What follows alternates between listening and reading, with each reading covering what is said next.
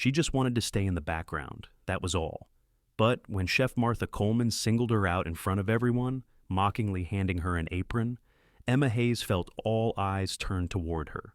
"Show us what you can do," the renowned chef sneered. "Let's see if home cooking skills measure up." Little did they know, this simple woman in plain clothes was about to turn their culinary world upside down. The prestigious Chicago Culinary Institute bustled with energy as aspiring chefs and food enthusiasts gathered for the sold-out masterclass. Gleaming stainless steel workstations reflected the overhead lights, while the scent of fresh herbs and simmering stock filled the air. Emma Hayes adjusted her simple white t-shirt, feeling out of place among the sea of professional chef coats and culinary students in their crisp uniforms. At 38, she'd mastered the art of blending into the background, her honey blonde hair pulled back in a practical ponytail, minimal makeup, nothing that would draw attention. "You sure you don't want me to mention who you are?" whispered Jen, her niece, excitement dancing in her eyes. At 22, Jen was pursuing her culinary dreams with the same passion Emma once had. "Absolutely not," Emma replied firmly. "I'm just here to support you. This is your moment." Jen squeezed her aunt's hand. "I still can't believe you got me into this workshop. It's impossible to get tickets." Emma smiled softly. "I called in an old favor, that's all." A hush fell over the crowd as the doors to the teaching kitchen swung open. Chef Martha Coleman strode in, her silver hair perfectly coiffed, designer glasses perched on her nose, and a chef's coat emblazoned with the logo of her award-winning restaurant chain. At 65, she was culinary royalty, feared by kitchen staff, revered by critics, and known for her merciless approach to teaching. "Welcome," Martha announced, her voice carrying effortlessly through the space. "Today's masterclass will separate those with genuine potential from those merely playing at being chefs." As she spoke, her sharp eyes scanned the room, evaluating each face. When she spotted Emma in her casual clothes, a flicker of disdain crossed her features. "I see we have some enthusiastic home cooks joining us today," Martha remarked, her tone dripping with condescension. Nervous laughter rippled through the audience. Emma kept her expression neutral, though her stomach tightened. She knew that look, had seen it countless times in professional kitchens. The judgment, the immediate dismissal. "Now," Martha continued, clapping her hands together, "let's begin with the foundations of French cuisine. The mother sauces are the building blocks upon which culinary excellence is built." As Martha demonstrated the first technique, Emma whispered tips to Jen, guiding her through the subtle details the chef was glossing over. "Actually," Emma murmured, "if she lowered the heat slightly, the sauce wouldn't break so easily."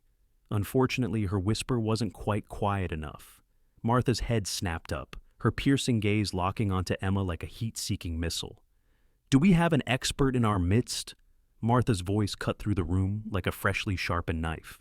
The crowd turned. Emma felt the weight of dozens of eyes on her. She'd been spotted. Chef Martha's heels clicked sharply against the polished floor as she approached Emma. The sound echoed through the suddenly silent room, punctuating each step with unspoken authority. "You have something to add to my demonstration?" Martha asked, one perfectly manicured eyebrow arched in challenge. Emma shook her head slightly. "No, I was just helping my niece understand the technique." Martha's smile didn't reach her eyes. "Oh? And what expertise do you bring to this assistance?" Before Emma could answer, Martha glanced down at Emma's hands.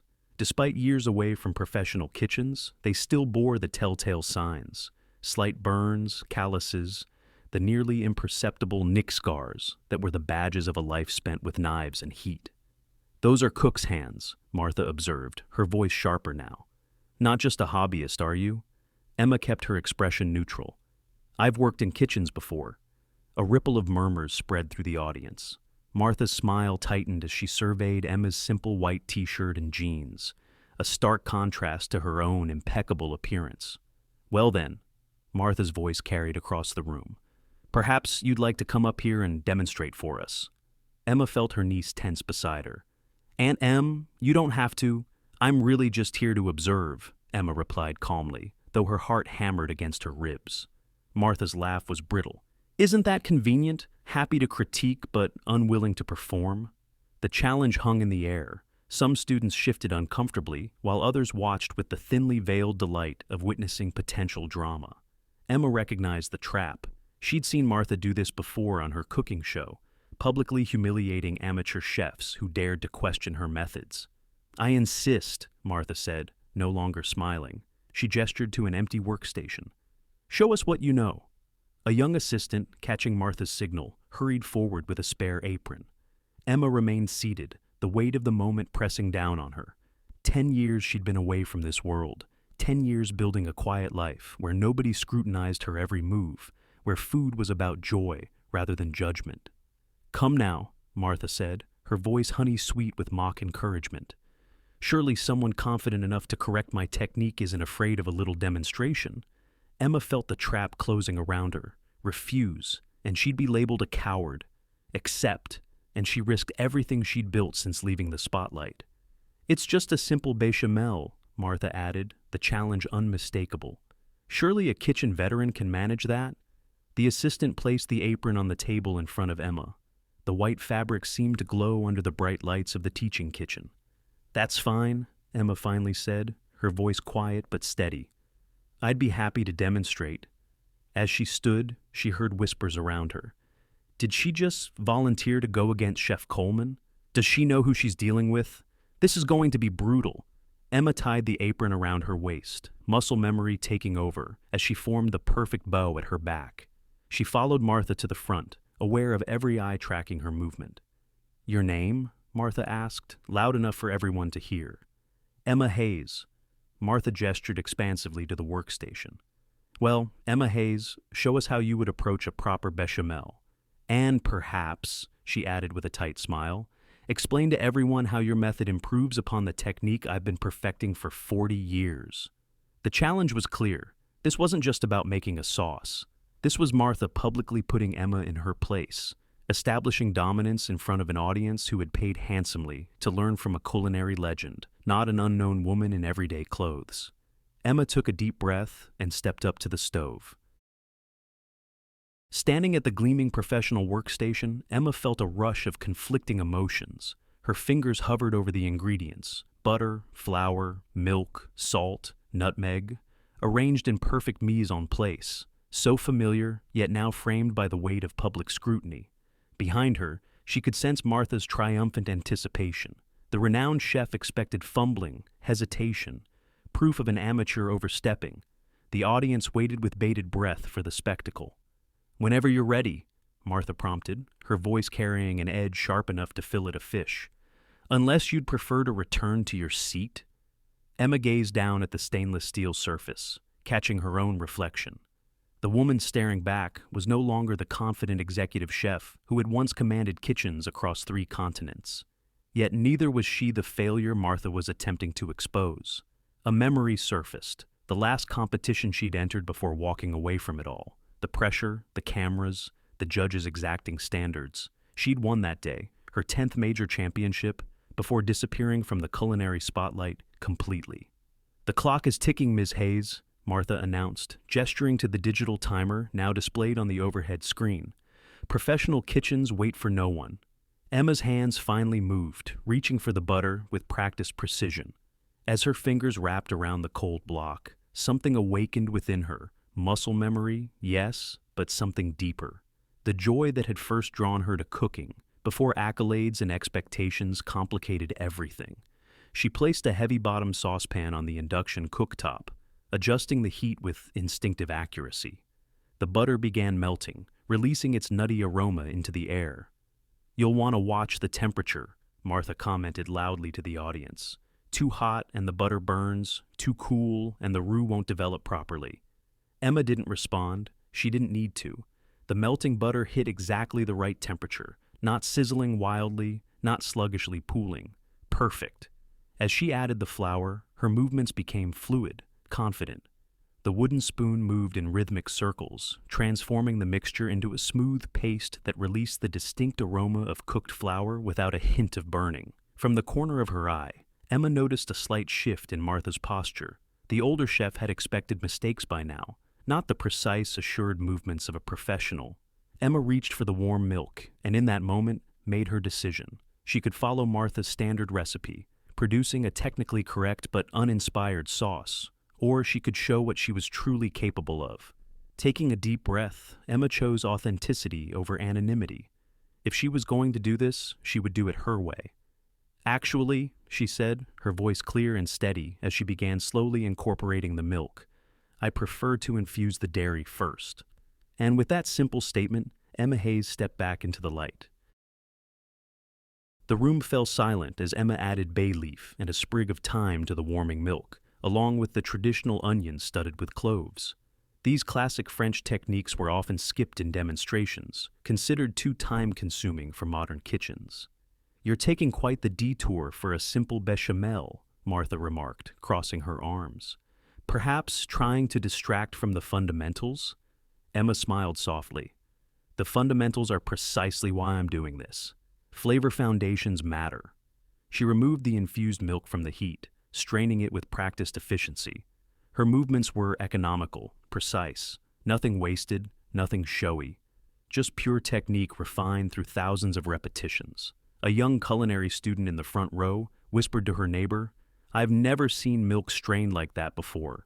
So smooth. Martha caught the comment, her lips pressing into a thin line. Emma returned to her roux, which waited at the perfect temperature. As she began incorporating the infused milk, she maintained a consistent stirring pattern that professional chefs would recognize, a technique that prevented lumps while building silky texture. Note that I'm adding the milk gradually, Emma explained, her voice calm and instructional. This prevents shock to the roux and ensures proper emulsification. Several students began taking notes, their attention fully captured. Martha's expression darkened. A rather basic observation, Martha cut in. Perhaps we should move on to something more challenging? Emma nodded, unruffled. Of course. Martha gestured to a selection of ingredients at the neighboring station. Since you're clearly comfortable with basics, let's see you elevate this sauce. Create something worthy of a fine dining establishment. The challenge was clear. Martha was raising the stakes, expecting Emma to falter with more complex techniques. Emma surveyed the ingredients: black truffles, aged Parmigiano Reggiano, saffron threads, lobster stock, and various molecular gastronomy elements. A test of both skill and creativity. Without hesitation, Emma selected the Parmigiano and a small amount of truffle. Less is more, her old mentoring chef used to say. She grated the aged cheese with expert precision, the movement so fluid it appeared effortless. The audience watched, transfixed, as she created a delicate infusion with the truffle, adding it to her bechamel, with a technique that preserved the aroma while integrating the flavors completely. I'm keeping the integrity of the mother sauce, Emma explained, while enhancing it with complementary elements. The aroma wafting through the teaching kitchen was intoxicating. Several culinary students closed their eyes, inhaling appreciatively. Even Martha's assistant glanced longingly at the sauce. You're avoiding the molecular components, Martha pointed out sharply. Not familiar with modern techniques? Emma smiled. Sometimes classic execution speaks for itself. She picked up a spoon, dipped it into the sauce, and held it out toward Martha. Would you care to taste? It was a bold move, offering the master chef a taste of her own challenge. The room held its collective breath. Martha hesitated, then stepped forward, accepting the spoon with practiced dignity. Years of judging competitions had trained her to conceal her reactions, but even she couldn't hide the momentary widening of her eyes as the flavor registered. The sauce was perfect, not just technically sound, but transcendent, the kind of preparation that reminded trained palates why they'd fallen in love with cooking in the first place. Acceptable, Martha said stiffly, returning the spoon. But everyone had seen that moment of surprise, that flash of genuine appreciation before her professional mask slid back into place. From the third row, a middle-aged man in Chef White's leaned forward, his brow furrowed in concentration as he studied Emma's technique. A flicker of recognition crossed his face. The way she rolls her wrist when stirring, he whispered to his colleague. I've only seen one chef do that before. Let's raise the stakes, Martha announced, recovering her composure. Anyone can prepare a single sauce with enough practice. True culinary excellence requires versatility. She gestured to her assistants, who wheeled in a cart loaded with mystery ingredients covered by silver domes. a standard challenge format from televised cooking competitions. Perhaps Ms. Hayes would like to prepare something more substantial. Martha's smile was razor thin. Something that might actually challenge her home cooking skills. The implication was clear. Martha believed Emma's sauce was a fluke, a single practiced party trick. Students shifted forward in their seats, the demonstration now transformed into unexpected entertainment. The middle-aged chef who had noticed Emma's technique pulled out his phone discreetly, typing something with rapid keystrokes. Emma maintained her composure as Martha dramatically removed the covers, revealing an assortment of ingredients: live scallops still in their shells, exotic mushrooms, microgreens, and several components that would challenge even professional chefs. 20 minutes, Martha announced, setting the timer. Create a dish worthy of fine dining presentation. Emma surveyed the ingredients, mentally assessing combinations and techniques. Then, without fanfare, she began working. Her knife skills were immediately apparent, the precision, the speed, the consistency of each cut revealing years of professional expertise. She broke down the scallops with a technique rarely seen outside Japanese kitchens, preserving every usable element. The students watched, mesmerized, as Emma utilized cooking methods that weren't just advanced, they were innovative. She created a scallop mousse with unexpected flavor notes, utilizing a French technique that had fallen out of fashion decades ago, but was experiencing a renaissance in the world's top restaurants. Martha's triumphant expression gradually transformed into one of confusion, then concern. This woman wasn't just good, she was exceptional. Your knife work is quite precise, Martha commented, trying to maintain control of the situation. Where did you train? Emma smiled slightly as she continued working. Here and there, I've picked things up over the years. From the audience, the middle-aged chef stood suddenly, phone in hand. His voice carried across the room. That's why I recognized you, he called out, his tone filled with dawning realization. You're Emma Hayes. Emma's hands paused momentarily before continuing their work. The Emma Hayes, continued the chef, holding up his phone screen, 10-time international culinary champion, former executive chef at Le Ciel in Paris and Lumiere in New York. A wave of gasps and murmurs swept through the room. Students turned to each other in disbelief, some pulling out their own phones to confirm. The youngest chef ever to receive 3 Michelin stars? The man continued, his voice growing more confident. The Emma Hayes who disappeared from the culinary world at the height of her career? All eyes swung between Emma and the man making these extraordinary claims. Martha stood frozen, the color draining from her face as the implications sank in. Emma continued working, her focus unwavering as she plated her creation with artistic precision. Only when she set down her final garnish did she look up to face the room. I prefer just Emma now, she said quietly. The timer buzzed, 20 minutes exactly. Martha stared at the completed dish before her, a masterpiece of culinary art that would have been at home in any world-class restaurant. Then she looked at Emma, seeing her truly for the first time. You competed against me, Martha said slowly, memories surfacing. Copenhagen, 2013, the International Chef Challenge. Emma nodded once. You won, Martha continued, her voice hollow. You were wearing a hat that day. Your hair was different. It was, Emma agreed. The middle-aged chef stepped forward, his phone displaying an old article with a photo. A younger Emma holding a trophy, surrounded by judges and competitors. Martha Coleman stood in the background, her expression tight with disappointment. She didn't just win, the chef announced, turning to address the crowd. She set a scoring record that hasn't been broken since. The room erupted in commotion, students whispering excitedly, several taking photos, others frantically searching Emma's name online. The revelation rippled through the audience like wildfire. But why are you here? Martha asked, genuine bewilderment breaking through her typically controlled demeanor. Like this? She gestured to Emma's simple clothing, her unassuming presence. Emma glanced at Jen, who was watching with wide eyes and an expression of mingled shock and pride.